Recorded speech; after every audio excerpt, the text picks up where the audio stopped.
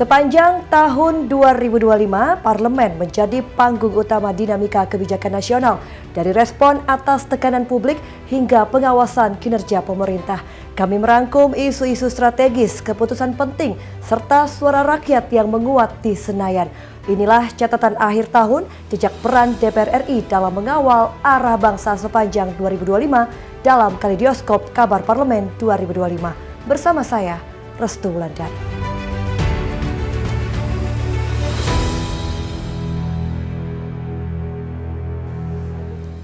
Tahun 2025 menjadi catatan penting bagi hubungan rakyat dan parlemen. Tuntutan rakyat 17+8 menguat sebagai suara publik yang mengetuk pintu Dewan Perwakilan Rakyat Republik Indonesia DPR RI. Merespon hal itu, DPR menyusun jawaban formal dalam 6 poin pernyataan yang mewarnai arah kerja parlemen sepanjang tahun.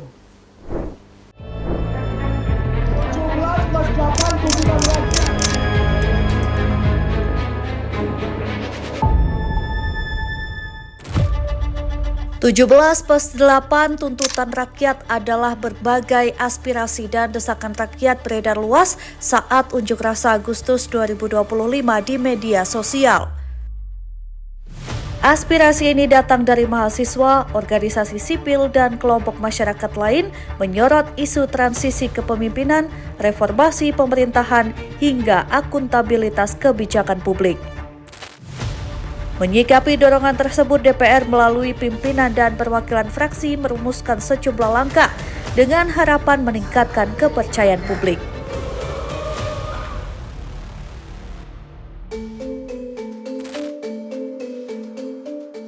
Respons terhadap 17+8 tuntutan rakyat disampaikan secara resmi oleh Wakil Ketua DPR RI Sufmi Dasko Ahmad di Kompleks Parlemen Senayan, Jakarta pada 5 September 2025 dan menjadi penegasan bahwa Parlemen mengakui dan menindaklanjuti aspirasi publik sebagai bagian dari sistem demokrasi.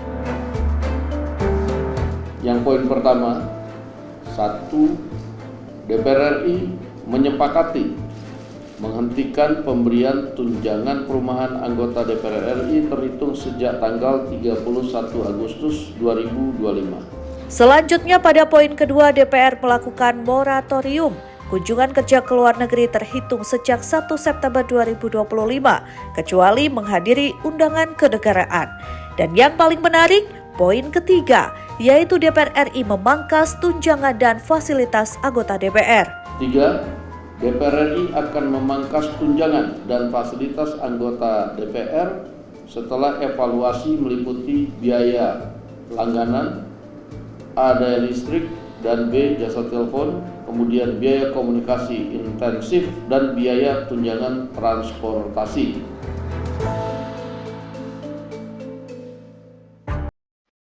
Poin keempat, anggota DPR sudah dinonaktifkan, partai politiknya tidak dibayarkan hak-hak keuangannya.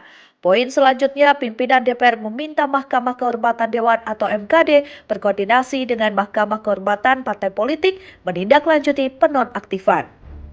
Terakhir, DPR akan memperkuat transparansi dan partisipasi publik yang bermakna dalam proses legislasi dan kebijakan lainnya.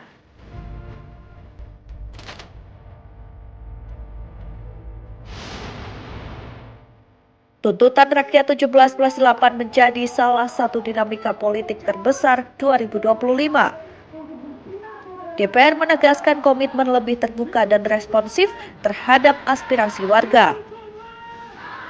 DPR menjawab 17+8 tuntutan rakyat, di mana 17 poin tuntutan diantaranya memiliki tenggang waktu dilaksanakan 5 September 2025, sedangkan deadline 8 tuntutan lainnya jatuh pada 31 Agustus 2026. Lalu, akankah tuntutan lainnya bisa tercapai sesuai deadline? Kita tunggu saja. Tim Liputan Berita Nasional TV. Sepanjang tahun 2025, bencana alam di sejumlah wilayah Sumatera menjadi ujian serius bagi negara, termasuk peran DPR RI. Dari dorongan penetapan bencana nasional, pengiriman bantuan, hingga pemanggilan menteri terkait, DPR ikut berada di garis depan respon krisis. Lalu bagaimana DPR RI bergerak hadapi bencana Sumatera? Berikut ulasannya untuk Anda.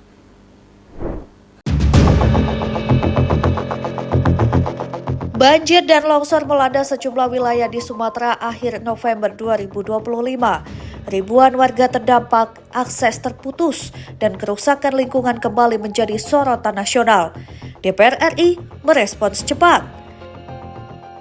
Ketua DPR RI Puan Maharani meyakini pemerintah mempertimbangkan secara matang untuk menetapkan status bencana nasional banjir dan longsor di wilayah Aceh, Sumatera Utara, dan Sumatera Barat. Puan menilai Presiden Prabowo Subianto sudah mengambil langkah cepat dengan meninjau langsung sejumlah lokasi terdampak di 3 provinsi tersebut. Pemerintah dan DPR tentu saja sudah sama-sama mendengarkan masukan dari berbagai pihak, terutama masukan dari Pemda-Pemda yang terdampak. Apakah perlu segera ditetapkan bencana nasional? Bahkan Presiden juga sudah langsung meninjau wilayah yang terdampak. Namun untuk bisa kemudian segera memutuskan terkait dengan hal tersebut, tentu saja pemerintah punya pertimbangan yang matang dan kami juga mengikuti semua masukan terkait dengan hal tersebut. Tak hanya pernyataan politik, DPR juga turun langsung mengirim bantuan kemanusiaan ke daerah terdampak. DPR mengirimkan bantuan logistik bagi korban banjir bandang dan tanah longsor di Aceh, Sumatera Utara, dan Sumatera Barat pada Minggu 30 November 2025. Wakil Ketua DPR RI Sufmi Dasko Ahmad dan Cucun Ahmad Samsyurizal mengantarkan bantuan di Bandara Lanut Halim Perdana Kusuma, Jakarta pada 30 November 2025. DPR mengirim bantuan logistik sebanyak 16 ton dengan isi bantuan diantaranya kebutuhan pangan gizi serta pakaian siap pakai bagi para korban. Bantuan ini tiba di Bandara Silangit, Sumatera Utara untuk selanjutnya diberangkatkan ke wilayah Tapanuli Tengah, Sumatera Utara, dan ke wilayah lainnya. Bahwa pada hari ini Dewan Perwakilan Rakyat Republik Indonesia menyerahkan bantuan untuk Sumatera berupa kargo pesawat yang akan disampaikan kepada saudara-saudara yang mengalami musibah yang pada hari ini besok akan diberangkatkan ke Tapanuli Tengah, ke Padang, dan ke Aceh. Mudah-mudahan apa yang disampaikan oleh teman-teman dari Dewan Perwakilan Rakyat bisa bermanfaat bagi saudara-saudara kita yang sedang mengalami musibah. Sementara itu, dalam fungsi pengawasan, DPR RI memanggil Menteri Kehutanan Raja Juli Antoni meminta penjelasan terkait faktor lingkungan dinilai memperparah bencana. Menteri Kehutanan Raja Juli Antoni hadir dalam rapat kerja bersama Komisi 4 DPR Kamis 4 Desember 2025. Dalam rapat tersebut, Menhut mengungkapkan angka deforestasi hutan berkurang pada tahun ini dibandingkan dengan tahun sebelumnya. Ia mengatakan angka penurunan deforestasi hutan itu termasuk 3 provinsi terdampak banjir dan longsor, yakni Aceh, Sumbar, dan Sumut. Penurunan deforestasi tersebut juga teridentifikasi pada 3 provinsi terdampak banjir. Di Aceh menurun sebesar 10,04%, di Sumatera Utara menurun sampai 13,98%, dan di Provinsi Sumatera Barat turun 14% jika sekali lagi dibandingkan dengan tahun 2024. Menhut Raja Juli juga mengungkapkan bencana banjir sangat parah terjadi disebabkan karena 3 faktor, mulai dari cuaca hingga daerah aliran sungai atau das yang rusak. Tropis Senyar yang membuat cuaca ekstrim dan curah hujan tinggi, namun juga ada karena bentuk geomorfologi das, serta yang ketiga tentu adalah karena kerusakan pada daerah tangkapan air atau DTA. Rapat tersebut semakin panas saat Menhut disinggung anggota Komisi 4 DPR dari fraksi PKS Rahmat Saleh untuk mundur sebagai menteri karena dinilai menjadi orang yang bertanggung jawab atas bencana banjir melanda Aceh, Sumatera Utara, dan Sumatera Barat. Tanggal 18 November itu kabinetnya Pak Ferdinand Marcos di Singapura, di Filipina. mereka itu banjir penyebabnya. Tapi gentleman dua menterinya mengundurkan diri karena merasa menganggap tidak mampu mengatasi itu. Jadi bukan sesuatu yang salah juga kalau menteri yang tidak sanggup mengatasi ini mundur juga. Itu adalah tugas yang mulia menurut saya. Menanggapi hal tersebut, Raja Juli menyebut siap jika dirinya harus dievaluasi. Selain itu, ia juga menyadari banyaknya kritik tajam masuk kepadanya melalui media sosial. Ia menghargai komentar pedas dari masyarakat dialamatkan kepadanya. Saya yakin ya, namanya kekuasaan itu milik Allah ya, dan itu hak prerogatif presiden. Jadi saya siap dievaluasi. Ya. Saya katakan tadi kritik netizen kepada saya nggak pernah hapus ya, itu bagian dari ya aspirasi, kemarahan itu bahkan bukan harapan, ya, ekspektasi. Belum puas dengan penjelasan dalam raker, Ketua DPR RI Puan Maharani menyatakan pihaknya akan memanggil kembali Menteri Kehutanan Raja Juli Antoni untuk meminta penjelasan mengenai dugaan kerusakan lingkungan dari bencana banjir dan longsor di Sumatera. Puan menjelaskan meski pihak Menteri Kehutanan pernah memberikan penjelasan kepada Komisi 4 DPR RI, namun DPR merasa perlu mendapatkan penjelasan lebih rinci dari Menteri Kehutanan Raja Juli Antoni termasuk evaluasi pasca bencana. Kami berharap semua korban bisa ditangani dengan baik dan keluarga yang selamat bisa diberi kekuatan. Juga kami meminta pemerintah pusat dan pemerintah daerah bisa menangani kejadian ini lebih efektif, lebih baik, dan lebih tanggap. Rangkaian respons ini menegaskan peran DPR bukan hanya saat bencana terjadi, tetapi juga dalam mendorong pencegahan jangka panjang, perlindungan lingkungan, penguatan mitigasi, dan keselamatan warga menjadi tuntutan yang tak bisa ditawar. Tim Liputan Berita Nasional TV.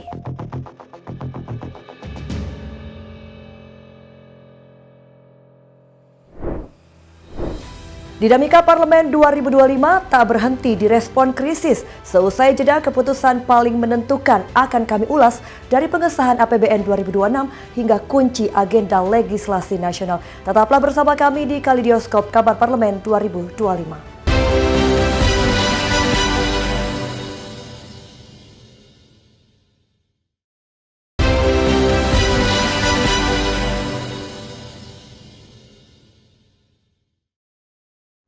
Anda kembali bersama kami di Kaleidoskop Kabar Parlemen 2025.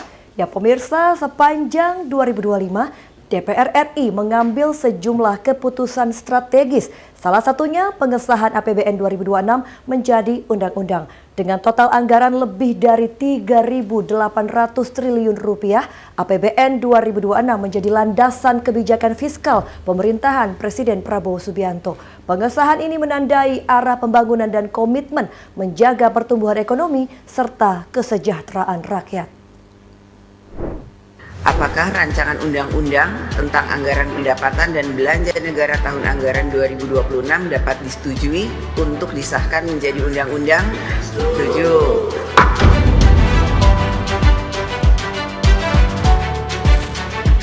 DPR RI mengesahkan rancangan undang-undang tentang anggaran pendapatan dan belanja APBN 2026 menjadi undang-undang dalam rapat paripurna kelima masa persidangan 1/2025-2026. Persetujuan ini dicapai dalam sidang paripurna di Kompleks Parlemen Senayan, Jakarta, Selasa 23 September 2025. Sebelum disahkan, Ketua Badan Anggaran Banggar DPR RI Said Abdullah membacakan kesimpulan pandangan mini fraksi telah disepakati dalam pembahasan tingkat 1 pada Kamis 18 September 2025. Tercatat ada 8 fraksi menyetujui RUU APBN 2026 disahkan menjadi undang-undang. Rinciannya, PDI Perjuangan, Golkar, Gerindra, Nasdem, Partai Kebangkitan Bangsa, Partai Keadilan Sejahtera, Partai Amanat Nasional, dan Partai Demokrat. Selanjutnya kami menanyakan kembali kepada seluruh peserta sidang, apakah rancangan undang-undang tentang anggaran pendapatan dan belanja negara tahun anggaran 2026 dapat disetujui untuk disahkan menjadi undang-undang? Setuju.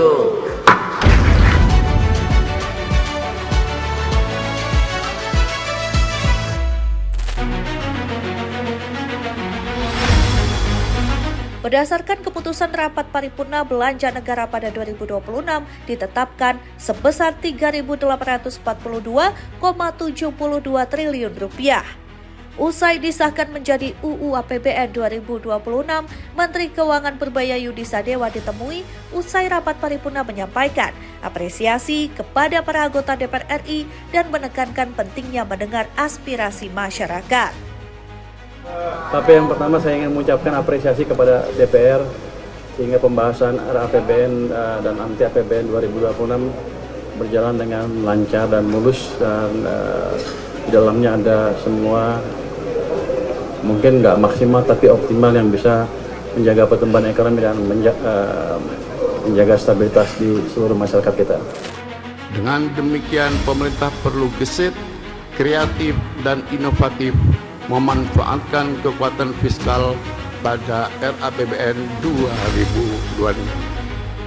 Sementara itu, Ketua Badan Anggaran DPR RI Said Abdullah usai rapat paripurna mengungkapkan optimisme bahwa RAPBN 2026 sudah dibahas secara mendalam akan menjadi senjata fiskal yang ampuh menghadapi berbagai tantangan ekonomi di masa mendatang. Ia menekankan peran vital APBN 2026 sebagai modal penting membalikkan keadaan, mendorong kebangkitan, dan merevitalisasi industri nasional. Hari ini APBN kita untuk tahun 2026 sudah selesai disetujui dalam sidang Dewan Paripurna. Yang paling penting sesungguhnya apa? Ketika pemerintah dengan Badan Anggaran DPR bersepakat pertumbuhan di 5,4%, bagi kami itu adalah fondasi penting untuk terus mengawal visi, mimpi, dan termasuk yang disampaikan oleh Menteri Keuangan kita ke depannya bisa 6, 7, sampai 8%. Adapun postur final Undang-Undang APBN 2026 setelah revisi di Banggar DPR RI yaitu pendapatan negara Rp3.153,6 triliun, belanja negara Rp3.842,7 triliun, keseimbangan primer Rp89,7 triliun, defisit anggaran Rp689,1 triliun atau 2,68% terhadap PDB, naik 0,2%, dan pembiayaan anggaran Rp689,1 triliun. Restu Wulandari, Ade Chandra, Mahendra Dewanata, Berita Nasional TV.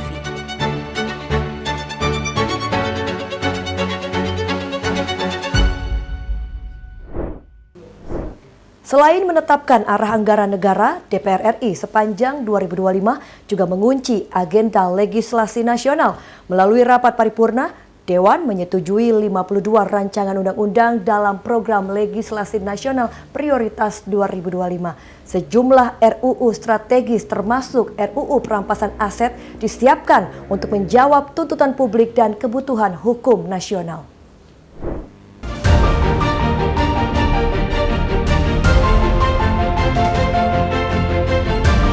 Dewan Perwakilan Rakyat DPR RI menyetujui 52 rancangan undang-undang RUU dalam daftar program legislasi nasional atau Prolegnas Prioritas 2025. Persetujuan ini diketok dalam rapat paripurna kelima masa persidangan 1 tahun sidang 2025-2026. Rapat dipimpin Ketua DPR RI Puan Maharani di ruang paripurna Gedung Nusantara II. Ketua Badan Legislasi atau Balek DPR Bob Hasan mulanya menyampaikan laporan evaluasi sekaligus revisi Prolegnas Prioritas 2025 dan penyusunan Prolegnas Prioritas 2026. Bob menyampaikan laporan bahwa terdapat 23 usulan RUU baru yang dimasukkan dalam perubahan kedua Prolegnas Prioritas 2025 dan juga masuk ke Prolegnas 2026. Salah satu RUU akan menjawab keresahan publik mengenai RUU tentang perampasan aset dengan tindak pidana masuk ke Prolegnas 2025. Badan Legislasi bersama Kementerian Hukum dan Panitia Perancang Undang-Undang DPD RI sepakat untuk memasukkan 23 RUU usulan baru ke dalam perubahan Prolegnas RUU tahun 2025-2029, diantaranya RUU tentang perampasan aset atau RUU perampasan aset terkait dugaan tindak pidana. Setelahnya, Ketua DPR Puan Maharani menanyakan persetujuan anggota Dewan yang hadir dan seluruh fraksi secara aklamasi menyetujui. Selain perampasan aset, RUU Prolegnas lain disahkan meliputi berbagai bidang, mulai dari penyiaran, ASN, KUHAP, kepolisian, perlindungan konsumen, ketenagakerjaan, pendidikan, hingga RUU tentang daerah kepulauan. Restu Wulandari, Ade Chandra, Mahendra Dewanata, Berita Nasional TV. Dinamika parlemen belum usai. Seusai jeda kami akan kembali dengan catatan kinerja DPR RI sepanjang 2025. Tetaplah bersama kami di Kaleidoskop Kabar Parlemen 2025.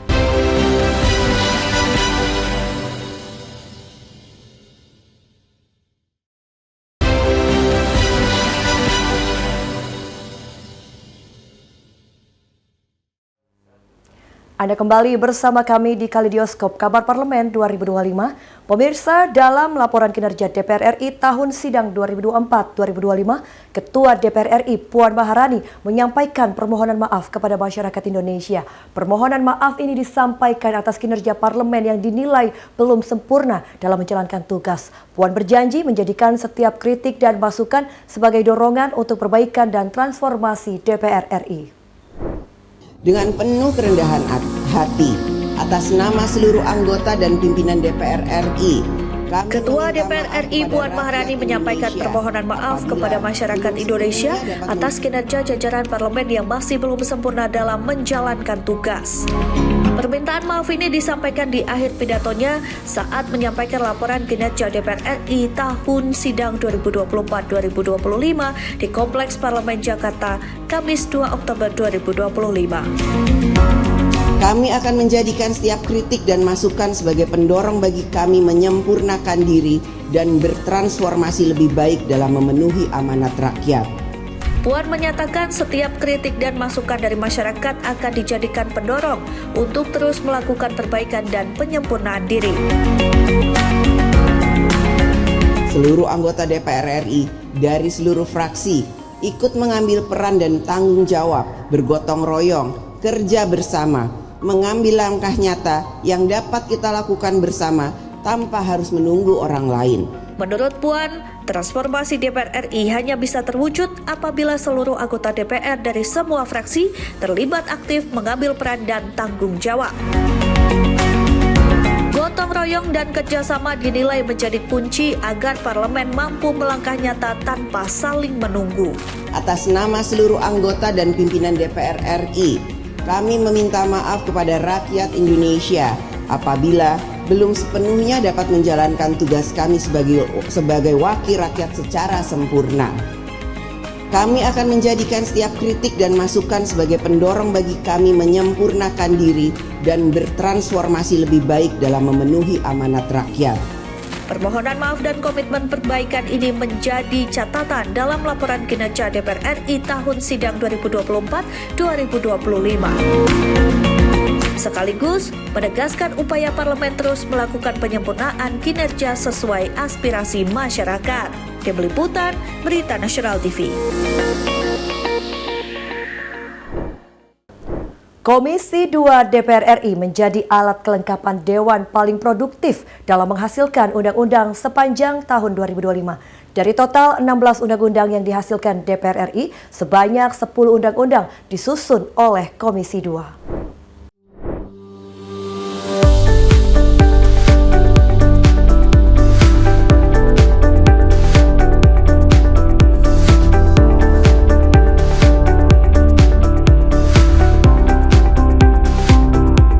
Komisi 2 DPR RI menyebut menjadi komisi paling produktif mencetak undang-undang selama tahun 2025 dibandingkan komisi-komisi lain di DPR RI.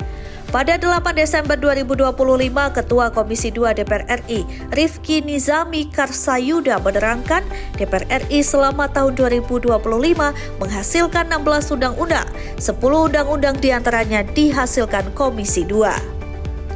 KPU Bawaslu dan DKPP untuk memberikan masukan, karena bagaimanapun praktek-praktek di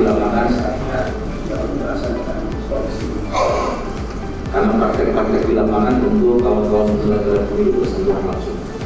Adapun 10 undang-undang dihasilkan itu adalah 10 undang-undang tentang kabupaten, kota, menyelaraskan dasar hukum.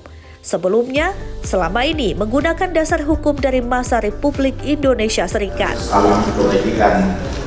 Menurut Rifki Nizami, penyelesaian undang-undang tersebut memastikan seluruh daerah memiliki legitimasi konstitusional yang kuat, sekaligus menutup celah kerentanan hukum bisa berdampak pada birokrasi daerah dan pelayanan publik. Selain itu, Komisi 2 memulai tahapan penting dalam penyusunan RUU Pemilu sebagai prolegnas prioritas 2026. Tahun 2025, menurut Rifki Nizami, digunakan menyerap masukan akademisi, masyarakat sipil, dan penyelenggara pemilu. Reformasi pemilu tidak hanya bakal menyentuh teknis penyelenggaraan, tetapi menyentuh hal mendasar, seperti menyederhanakan regulasi, memperkuat integritas, dan memastikan demokrasi semakin matang. Dari Jakarta, Tim Liputan Berita Nasional TV.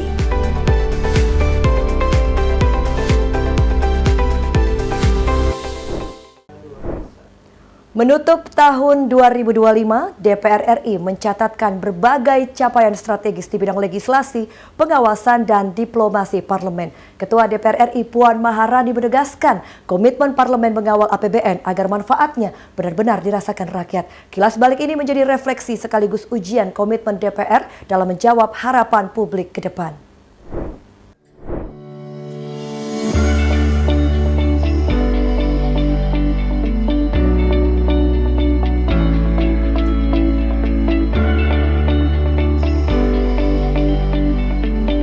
Masa sidang 1 DPR RI resmi ditutup dengan berbagai capaian penting di bidang legislasi, pengawasan, dan diplomasi parlemen. Dalam masa sidang ini, DPR berhasil menetapkan sejumlah rancangan undang-undang, melakukan fungsi pengawasan terhadap pelaksanaan APBN 2025, serta memastikan kebijakan publik berjalan untuk kepentingan rakyat.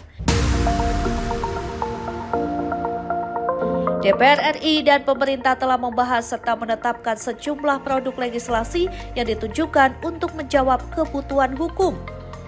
Ketua DPR RI Puan Maharani memaparkan kinerja dari sisi legislasi. Capaian legislasi tersebut meliputi 3 rancangan undang-undang atau RUU sudah disahkan menjadi undang-undang, dan 3 rancangan undang-undang atau RUU ditetapkan sebagai usul inisiatif DPR.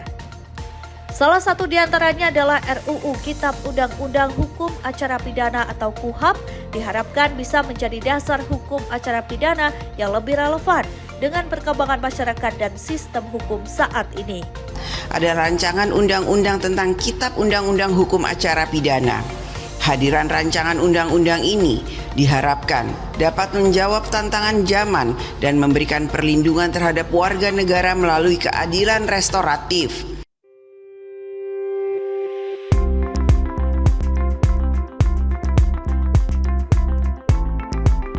DPR RI juga memastikan setiap APBN tahun 2025 benar-benar untuk kepentingan rakyat. Pengawasan dilakukan agar program pemerintah tepat sasaran, bermanfaat bagi masyarakat, serta bebas dari pemborosan dan penyimpangan. Melalui laporan IHPS semester 1 BPK RI, DPR mengawal tindak lanjut seluruh rekomendasi demi menjaga pengelolaan anggaran negara tetap transparan, disiplin, dan akuntabel. Ketua DPR RI Puan Maharani dalam pidato penutupan masa persidangan 2 tahun sidang 2025-2026 di ruang rapat paripurna Senin 8 Desember 2025 menyatakan DPR RI melalui alat kelengkapan Dewan atau AKD bersama mitra kerja membahas realisasi APBN 2025 dan memastikan anggaran digunakan untuk kepentingan rakyat pada APBN 2026. Digunakan untuk kepentingan rakyat. Rakyat harus dapat merasakan manfaat dari pelaksanaan APBN 2025. Hidup rakyat harus semakin mudah dan sejahtera. Kita memahami bersama bahwa masih banyak tantangan dalam menjalankan pembangunan nasional. Selain itu, pada masa persidangan 2, fokus pengawasan diarahkan pada peningkatan kualitas pelayanan publik, perlindungan warga negara, serta pemenuhan kebutuhan dasar. DPR RI fokus pada isu-isu prioritas seperti stabilitas harga pangan, penanganan perundungan di sekolah, pelayanan kesehatan ibu dan anak, pemberantasan TPPO, pengawasan pupuk bersubsidi, hingga perlindungan anak dan tenaga kerja. Dan tentunya tidak hanya di dalam negeri. DPR turut aktif memperkuat hubungan global melalui agenda diplomasi parlemen di tingkat bilateral dan multilateral. Menjelang tahun 2026, tantangan DPR RI tak hanya terletak pada banyak agenda dan program, namun pada sejauh mana seluruh komitmen sudah disampaikan bisa benar-benar diwujudkan dalam kebijakan yang dirasakan rakyat. Karena pada akhirnya, ukuran keberhasilan parlemen bukan sekadar capaian di atas kertas, melainkan dampak nyata dalam kehidupan masyarakat. Tim Liputan Berita Nasional TV.